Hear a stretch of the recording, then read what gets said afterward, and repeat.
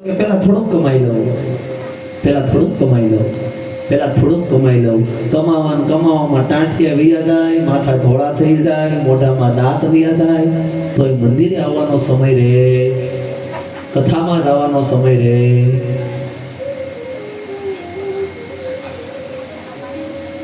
પણ અહીંયા એવું નથી. અહીંયા તો ઓહો આજ કાલ કરતા વધારે લોકો બેઠા છે. અહીંની તો કોઈ વાત જ નથી. અહીંયા તો મેં પહેલાથી કાલે જ વાત કરી હતી કે અહીંયા વડીલો કરતા યુવાનો વધારે આવે છે. એ ખરેખર બહુ પ્રસન્નતાની વાત છે કે અમને ગમે, કારણ કે આ બધા જ્ઞાનની બાળકોને વધારે જરૂર છે. તો માણસની જે લોભ વૃત્તિ છે ને એ ત્યાગ કરવા નથી દેતી. એટલે ભમરાને લોભ છે કે હજી થોડુંક લઈ લઉં, હજી થોડુંક લઈ લઉં, હજી થોડુંક લઈ લઉં. એ લોભમાં રસ લેવામાં આવ્યો, એમાં સૂર્યાસ્ત થયો અને એ જે પુષ્પ હતું ને બીડાઈ ગયું. પુષ્પ બીડાઈ ગયું એટલે ભમરો અંદર ફસાઈ ગયો. આ બાજુ ભમરી રાહ જોઈને બેઠી કે અમારા ઈ ક્યારના ગયા હતા, હજી કેમ નહીં આવ્યા હોય. વોટ્સએપમાં મેસેજ કર્યો પણ કઈ રિપ્લાય ન આવ્યો. ઇન્સ્ટાગ્રામમાં જોયું કે ઓનલાઈન તો નથી ને. હા, અત્યારે તો ઈ હાળી ખબર નથી. એક છોકરાની રૂમમાં એના પપ્પા ગયા તો છોકરો ગોદડું ઓઢીને સૂઈ ગયો હતો. પપ્પાએ ગોદડું ઉછાવીને 2 થપ્પડ મારી. બોલો છોકરો આંખું ચોળતો કે પણ પપ્પા હું સૂઈ ગયો હતો કે હમણાં 1 મિનિટ પહેલા ફેસબુકમાં ઓનલાઈન હતો. મારી અરે નકરા. હા, એટલે આ બધા પકડાઈ જવાના સાધન છે, બચીને રહેવું.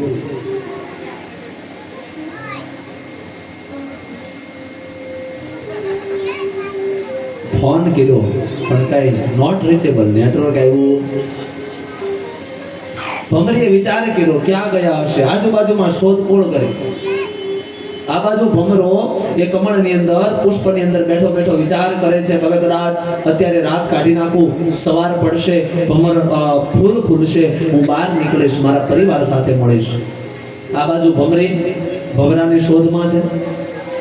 ચાઈ સરોવરની ઉપરથી નીકળી અને ભમરો અંદર એના બળથી પુષ્પની પાંખો તોડવાનો પ્રયત્ન કરતો હતો. અવાજ આવ્યો.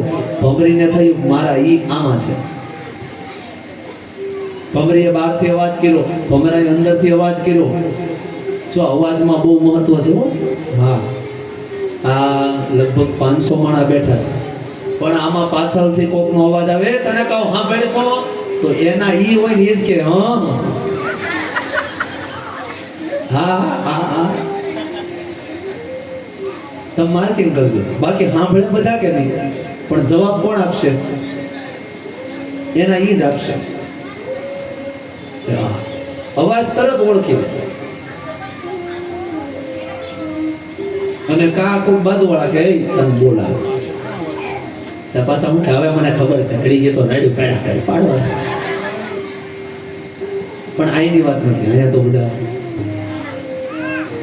ભમરીએ જોયું કે અહીંયા છે. ભમરાને પણ ખ્યાલ આવ્યો કે ભમરી અહીંયા છે. એટલે એને નિરાંતથી ભમરી પણ સરોવરના કિનારે બેસી ગઈ કે હવે તો પુષ્પ ખુલશે ત્યારે જ ભમરનો વારો આવશે.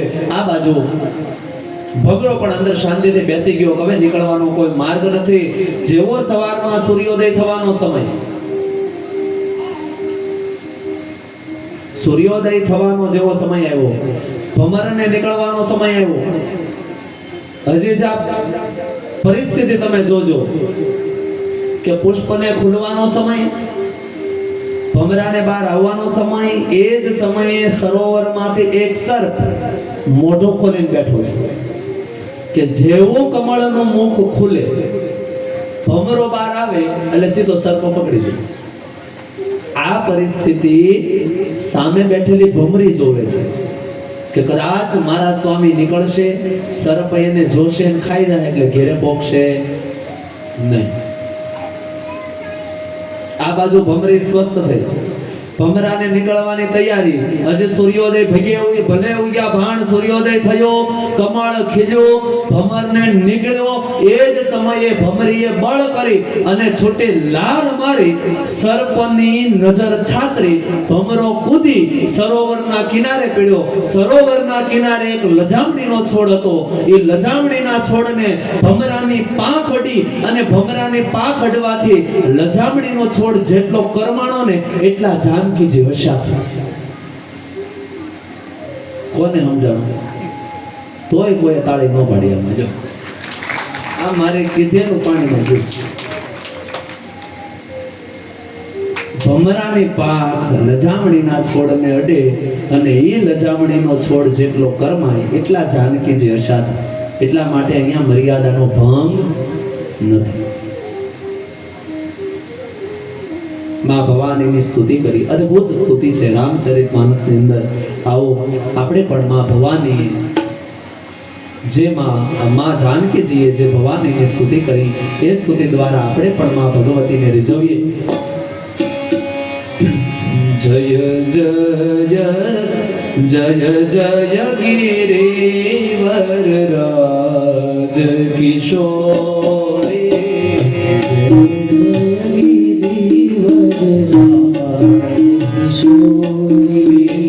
જય મહેશ મુખ ચતોરી,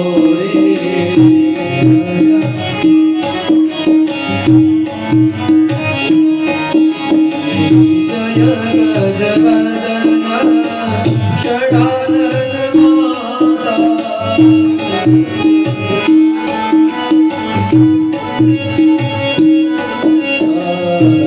જગત